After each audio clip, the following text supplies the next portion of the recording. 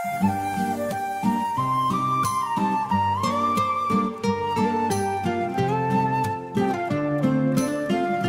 ស្មីខែចាំងឆ្លុះលើផ្ទៃទឹកបងសំលឹងភ្នែកអូនដោយស្ងប់ស្ងាត់ដៃបងគ្រើមកាន់ដៃអូនជាប់សំលេងអូនផ្អែមដូចជាទឹកឃ្មុំមិនត្រូវការវាចាច្រើនលើសលប់ត្រឹមមានរូបអូនក្បែរស្មាបងជានិច្ចអូ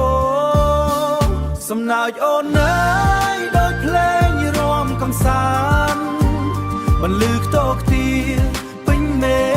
ឃរាត្រីទោះបីលោកនេះវល់វល់យ៉ាងណាបងនៅទីនេះក្បែរអូនជានិច្ចក្បែរអូនជានិច្ចណាស្រុកកំណើតយើងមានវាលស្រែខៀវខ្យល់បក់រំភើយនាំក្លិនការរំដួលយើងមិនត្រូវការអ្វីក្រៅពីគ្នា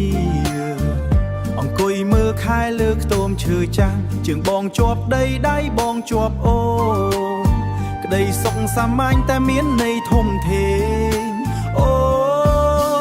សំណើចអូនអើយដូចភ្លេងរាំកំសាន្តបន្លឺខ្ទរខ្ទា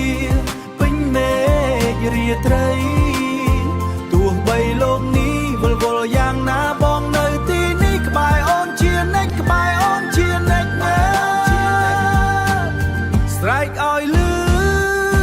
ដល់កំពូលភ្នំប្រាប់ដល់ទឹកដល់ដីដូនតា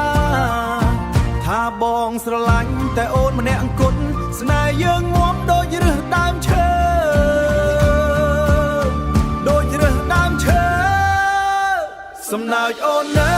យដូចភ្លេងរាំកំសាន្តបន្លឺខ្ទរខ្ទាពេញមេឃរាត្រីទោះបីលោកនេះវល់វល់យ៉ាងណាបងនៅទីនេះក្បែរអូនជានិច្ចណាទឹកហូរមិនឈប់ចិត្តបងក៏អញ្ចឹងក្បែរអូនជានិច្ច